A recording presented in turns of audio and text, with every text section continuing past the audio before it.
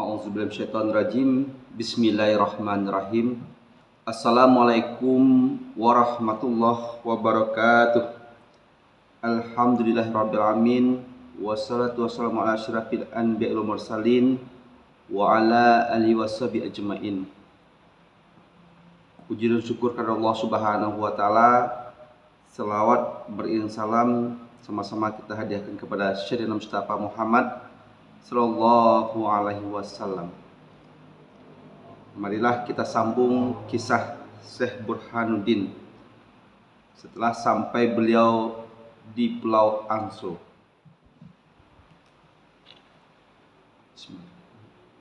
Bismillahirrahmanirrahim. Tatkala Majulelo pergi menjemput Syekh Burhanuddin, pergi juga bersama Majulelo itu terdiri dari orang-orang gagah berani dan suka bergaduh. Tatkala Majulelo telah sampai di Kedinaungu, dengan berkat kudrat Allah, dia telah melihat Syekh Burhanuddin sudah ada di tepi pantai Kedinaungu. Menurut sejarah, inilah beliau dari Pulau Angso berjalan di atas lapik lambak di atas laut. Telah ada di tepi pantai, hendak menuju pula kepadanya. Orang banyak itu baru saja melihat wajah Syekh Burhanuddin menjadi tunduk sama sekali. Tidak ada yang berani menantang mukanya. Beliau dan niat mereka yang tadi hendak mengganggu dan mencoba-coba Syekh Burhanuddin hilang lenyap semua. Majulelo pun berjabat tanganlah dengan mesranya, dan sekalian orang yang banyak itu pun turut menjabat tangan beliau.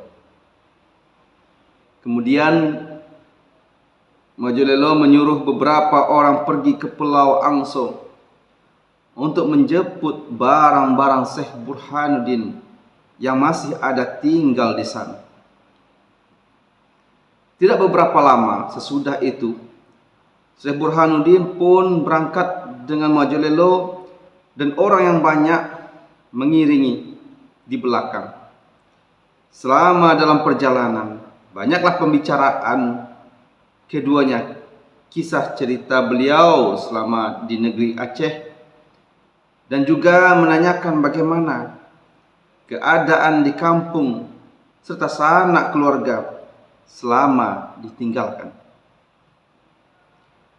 Mereka pun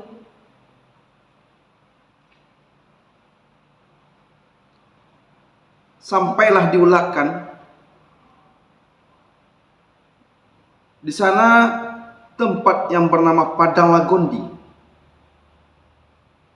Maksud Majulelo pada mulanya ialah hendak membawa Syekh Burhanuddin terus ke Tanjung Medan, karena dia di situ menetap.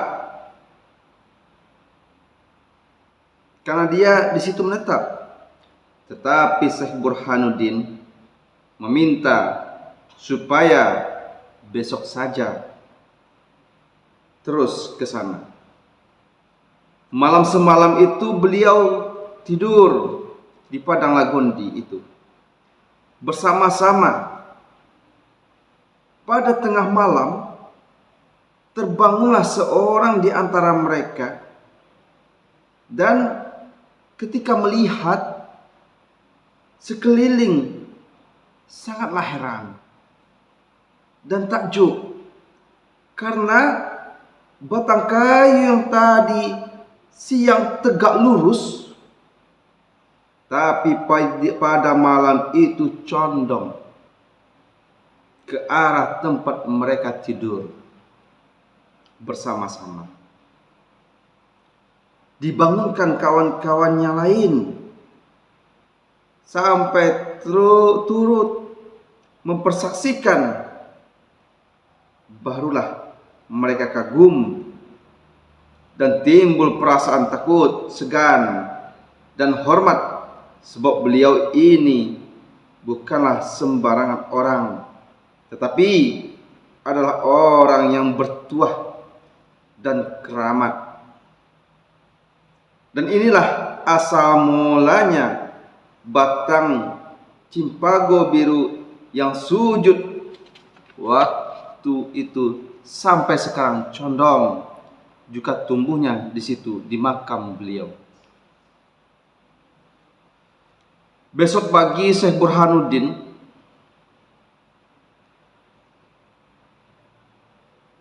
membawa Majulelo menanam setangkai ranting pinago biru yang dibawanya dahulu dari tempat pengkhalawatannya di Aceh, sambil beramanat bahwa jika beliau berpulang ke rahmatullah dekat batang pinago biru inilah tempat makam setelah selesai menanamkannya.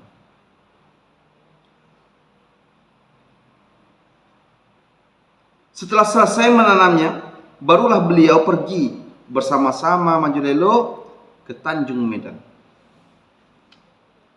Akan hal Majulelo, sejak selama Syekh Burhanuddin berada di Aceh, telah menerima sebidang tanah dari Raja Ulakan sebagai membalas serta jasanya, yaitu sekitar daerah Tanjung Medan.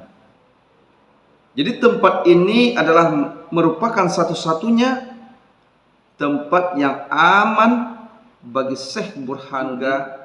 Disuruh seorang pergi ke situ, mengkabarkan kepada ayah, ibu, serta familinya Syekh Burhanuddin bahwa beliau telah kembali pulang dalam keadaan selamat. Ibu dan ayah yang sudah sangat rindu baru saja mendengarkan anak telah pulang, segeralah pergi ke Tanjung Medan. Adik dan kemenakan beliau pun turut juga datang bersama-sama. Di Tanjung Medan, di rumah Majulelo, bertemulah beliau Syekh Burhanuddin kembali dengan ibu dan ayahnya yang sudah 21 tahun berpisah.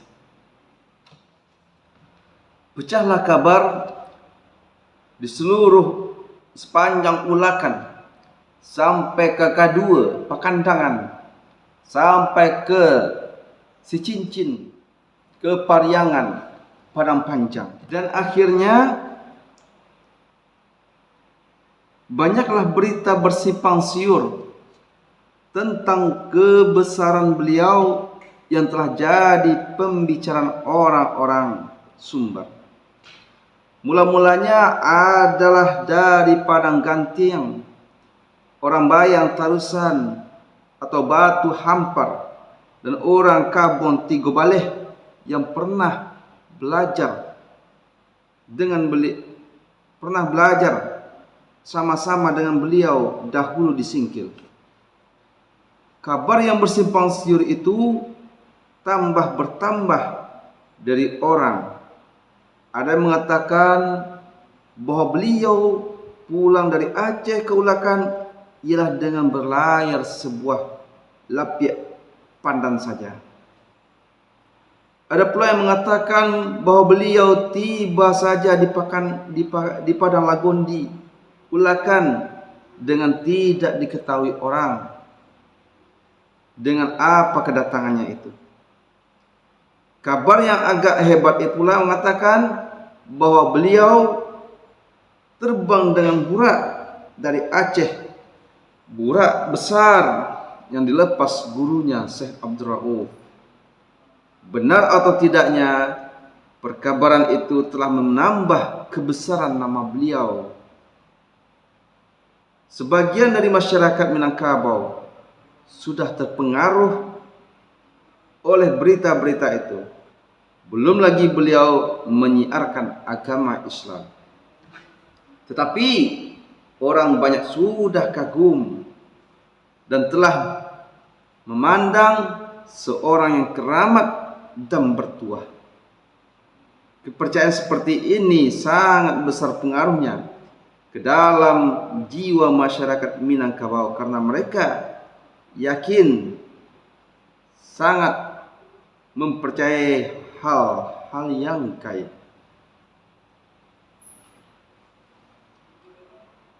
Namun demikian, orang-orang yang mempunyai kedudukan di dalam pemerintahan negeri, niniak mama, dan pemimpin adat, pemeluk agama Buddha dan Hindu yang lama tidak dapat dipengaruhi oleh kabar yang bersimpang siur itu.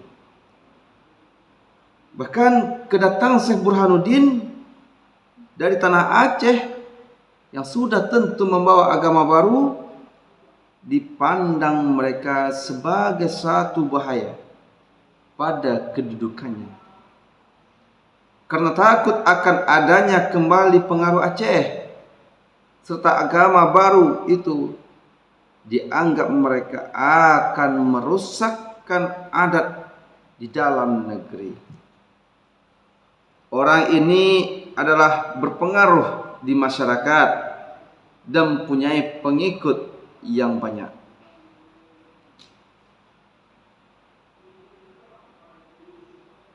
Keadaan diulakan pun adalah begitu juga.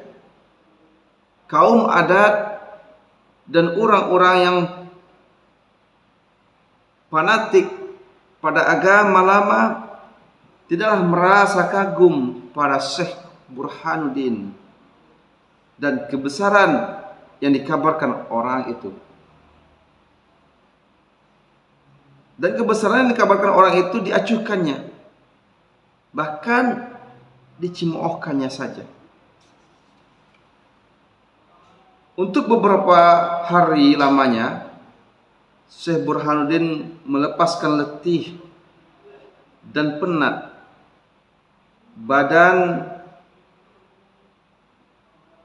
badan di rumah Majulelo. Sementara itu, Majulelo sudah mengadakan hubungan dengan teman-teman yang baik, karena buat memulai usaha dalam mengembangkan agama Islam, terlebih dahulu haruslah ada sahabat yang utama. Permulaan langkah beliau sebagai hari pertama dalam perjuangannya ialah di lingkungan keluarga.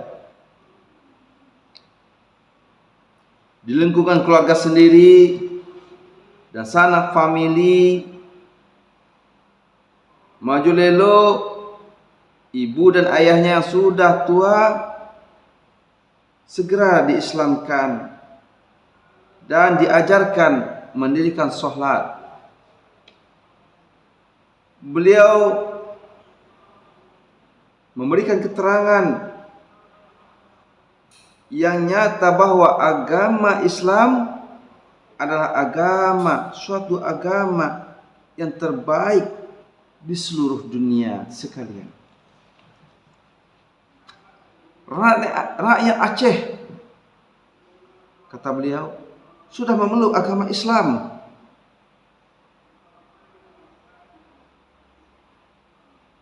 Di Palembang telah Islam, di Jawa sudah berkembang pula dengan luas, dan malah di Minangkabau inilah yang belum dimasukinya.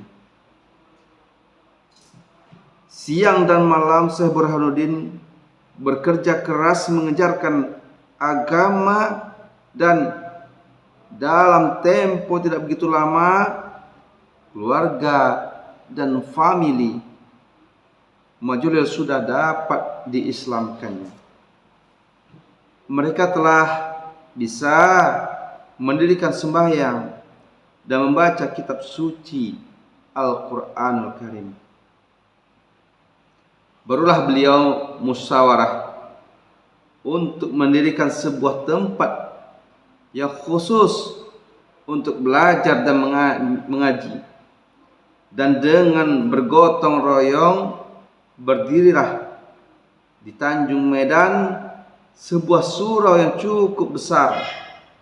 Dan disinilah beliau bertempat, dari mana dipancarkannya cahaya Islam itu ke seluruh pelosok alam Minangkabau. Dimulailah kini menyebarkan agama itu keluar lingkungan Tanjung Medan. Yang pertama sekali dipengaruhi ada anak-anak yang banyak datang ke surau itu bermain-main. Diperintahkan, diajarkan anak-anak itu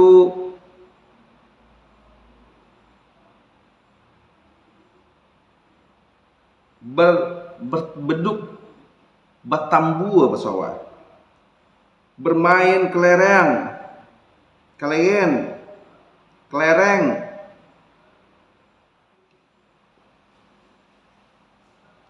lalu dihampiri oleh Syekh Burhanuddin dan mengatakan bahwa jika disebut lebih dahulu Bismillahirrahmanirrahim, maka akan kena kelereng itu.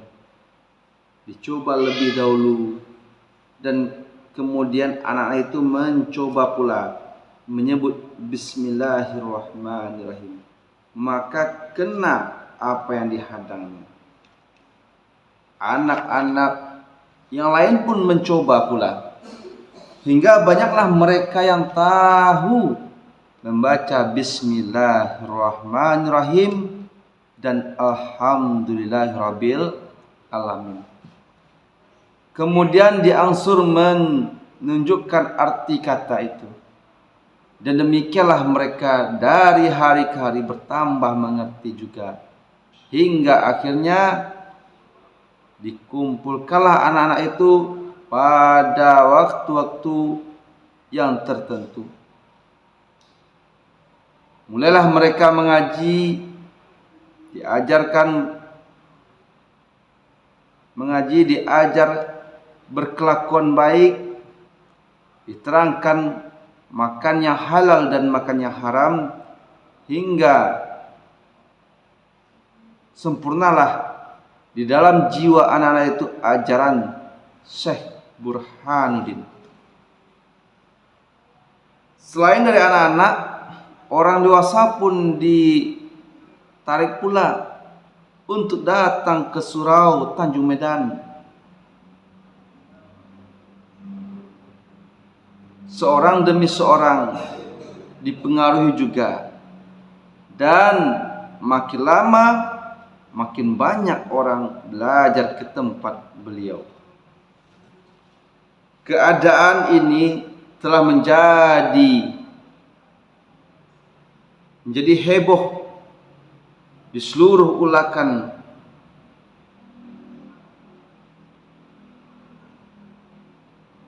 bahwa ada orang dari Aceh hendak meruntuhkan agama mereka dan hendak merusak adat lama Pusakon Usang. Kaum adat yang terkemuka, orang-orang yang teguh-teguh memegang agama lama, sangatlah marahnya mereka, menghasut ke sana kemari dan mengatakan bahwa Burhanuddin itu adalah utusan Sultan Aceh yang bermaksud hendak memasukkan kembali pengaruh Aceh di alam Minangkabau ini. Agama baru yang dibawa beliau dikatakan bohong sama sekali. Hasutan itu telah mempengaruhi anak-anak bawahannya, hingga berusahalah mereka untuk menghalangi kemajuan agama Islam. Orang tua dari anak-anak yang mengaji di Tanjung Medan diberi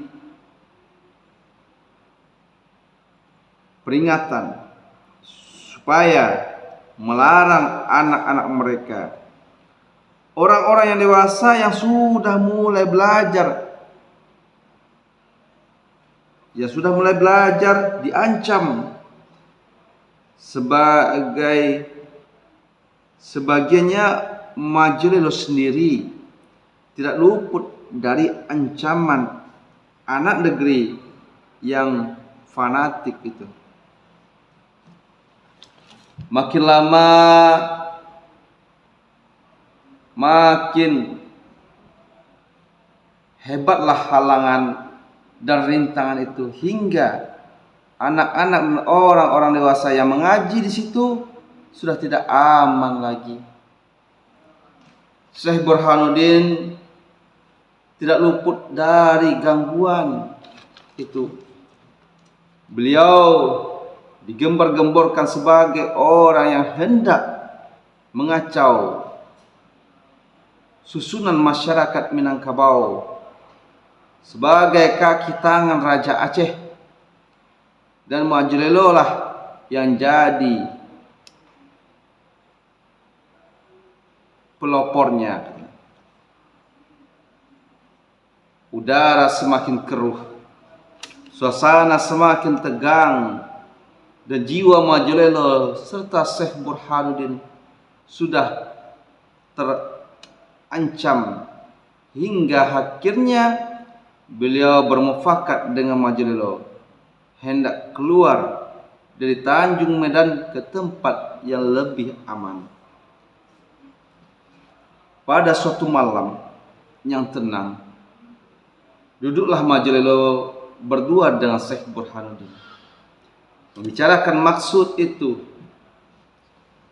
Beliau berpendapat bahwa perjuangan menegakkan agama Islam di Minangkabau ini haruslah dengan jalan berangsur-angsur, sedikit demi sedikit, karena masyarakatnya sebagaimana sesuai dengan perkataan Minang itu sendiri, lunak tak dapat disudu, keras tak dapat ditingkik. Jadi dengan bersikeras memasukkan tidaklah akan berhasil, malah permusuhan yang akan banyak. Sedang kedudukan waktu itu masih lemah sekali. Begitupun jika dijalankan dengan lunak, perjuangan agama Allah itu akan memakan waktu yang sangat lama.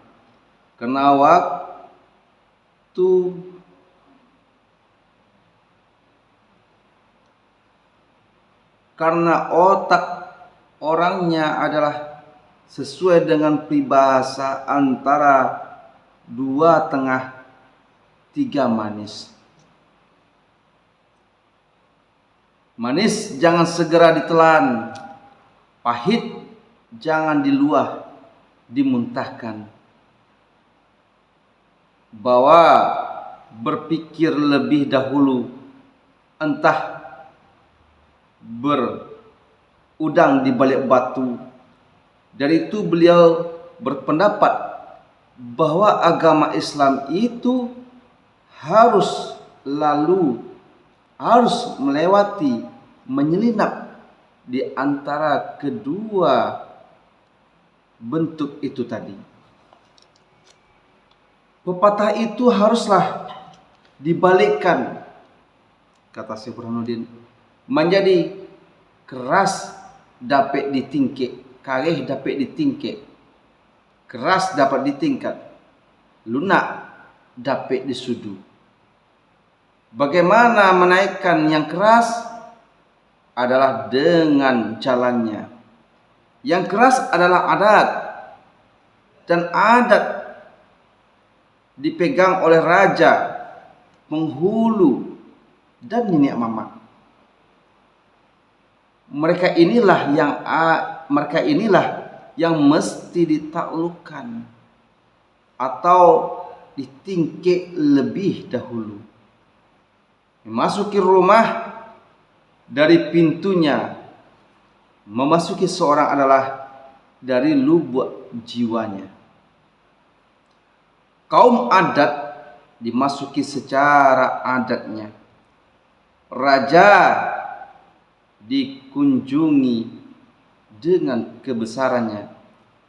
Dan pepatah Minang dapat dipakai, biarlah sungu baludua asal tandua ledape kemakan. Adapun yang lunak dapat disuduh ialah rakyat yang banyak di alam ini. Yang keras pada mereka ialah pikiran, pangana. Ternyata bahwa tidak dapat ditipu-tipu mereka ini. Cerdik dan banyak corak pikirnya encer. Tapi yang lemah pada mereka adalah jiwa murah terpengaruh oleh sesuatu yang baru dan lekas fanatik. Jadi jika kaum raja dan kaum adat mereka telah dapat ditaklukkan masuk agama Islam, rakyat yang banyak itu akan lunak sendiri. Dan perjuangan ini dapat lekas mempengaruhi masyarakat serta agama budaya masih dianut mereka. Maka akhirnya Syekh Burhanuddin menyuruh Majulelo mendatangi orang yang 11 diulakan untuk yang memegang tampuk boleh dijinjang, yang menghitam memutihkan. Orang yang 11 ini harus ditaklukkan lebih dahulu. Demikianlah Syekh Burhanuddin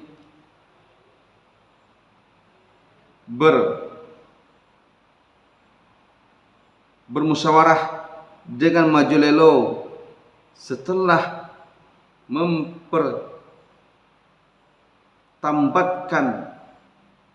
menyatakan elok, buruk, dan baik, mencari akal dengan budi, didapatlah tata dengan cara. Besoknya Majulelo pergi menemui Raja Ulakan yang bergelar mengkutuk alam kemenakan turun-temurun di pihak Datuk Maninjun nan Sabatang. Di pihak Datuk Maninjun nan Sabatang, Panjang dan Umay Saidi, cucu dipihut dari Panglima Kucing Hitam. Elok kata bermanis diturutlah adat dengan hulu dahulu. Maka menghampirkan. Elok kata bermanis diturut adat dengan halu, maka menghamparkan. Sayang Majulelo pada mengkutuk alam kayu nan basah tempat berlindung, menceritakan apa yang sedang diperjuangkan Syekh Burhanuddin. Oleh sebab pandainya Majulelo berbicara, terpengaruhlah oleh terpengaruhlah mengkutuk alam oleh segala perkataan-perkataan itu, untuk mana kemudian diadakanlah oleh mengkutuk antara orang-orang yang 11 diulakan dengan Syekh Burhanuddin serta Majulelo. Dalam musyawarah itu beliau telah menerangkan panjang tentang agama Islam dan menguraikan kedudukan adat dan adat lamo dan pusaka usang di dalam, yang terutama sekali dikatakan ialah bahwa agama yang baru itu tidaklah merusak adat dan tidak menghancurkan masyarakat sebagaimana yang sudah dihebohkan orang. Tak kenal maka tak sayang, tak sayang maka tak cinta.